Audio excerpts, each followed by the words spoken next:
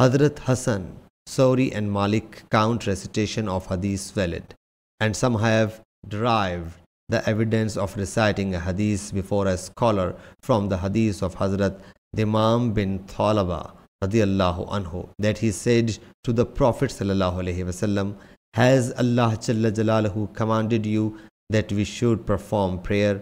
He sallallahu alaihi wasallam said, "Yes." Thus it is to recite a hadith before the Prophet sallallahu alaihi wasallam. Hazrat Dimam informed his people of it, and they acknowledged it. Imam Malik rahmatullah alayh has taken an evidence from the written statement which is read before people. They say, "So and so came to us," and this is called to read before them, and when it is read before a teacher, the reader says that so and so taught me. Hazrat Auf reports that Hassan Basri rahmatullah alayh said, "There is no harm in reading before a scholar." And Ubaidullah bin Moosa narrated a hadith to us that Sufyan said, "When someone reads before a muhaddith, there is no harm in saying hadathani. He narrated a hadith to me.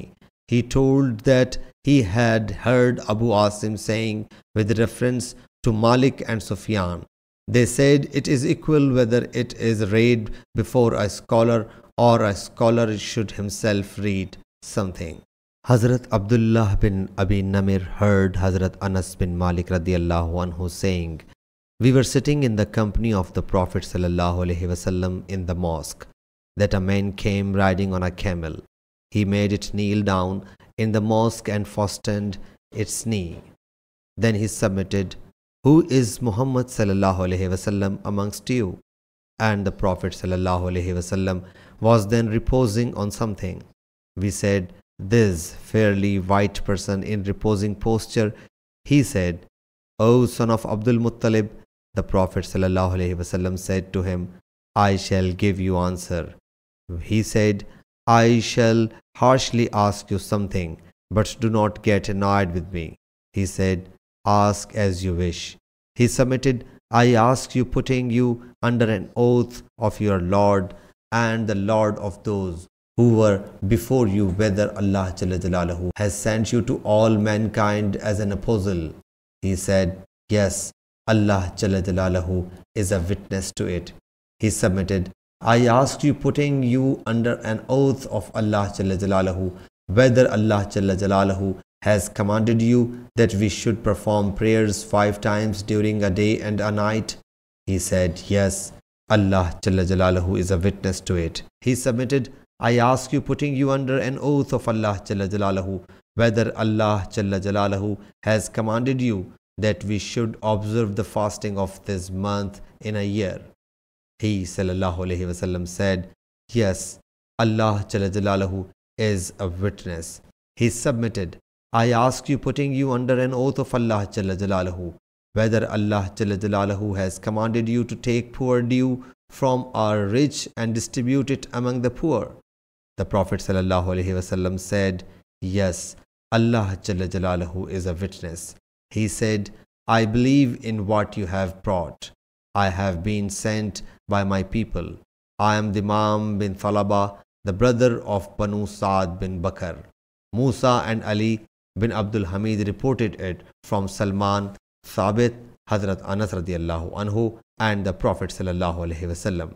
Hazrat Anas radiallahu anhu has reported, 'We had been forbidden in the Holy Quran to ask the questions from the Prophet sallallahu alaihi wasallam. So we wished that some person might come from a village, ask him questions, and we should listen to them. Hence a villager came and submitted. Your messenger came to us, and he told us that Allah Jalla Jalaluhu has made you an apostle.' He sallallahu alaihi wasallam said, 'He spoke the truth.' He submitted, 'Who made the heaven?' He sallallahu alaihi wasallam said, 'Allah Jalla Jalaluhu did.' He submitted, 'Who made the earth and mountains?' He sallallahu alaihi wasallam said, 'Allah Jalla Jalaluhu did.' He submitted, 'Who put benefits in them?' He sallallahu alaihi wasallam said, 'Allah Jalla Jalaluhu did.' He submitted, 'By the one who made the heaven and earth, erected the mountains, and placed benefits in them.' has Allah Jalla Jalaluhu sent you as an apostle? He sallallahu alaihi wasallam said, yes.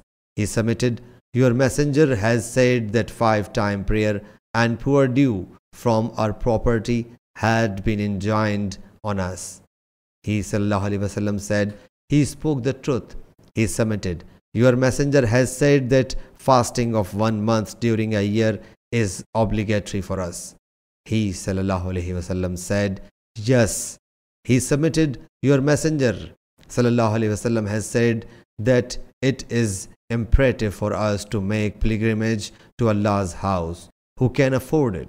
He sallallahu alaihi wasallam said, he spoke the truth. He submitted, by the one who sent you as an apostle, has Allah Jalla Jalaluhu commanded you for it? He said, yes. He submitted, by the one who sent you as an apostle, I shall neither add anything to it nor subtract anything from it. The Prophet sallallahu alaihi wasallam said, if he speaks the truth, he will certainly enter paradise. Sahih Bukhari, Hadith number 63.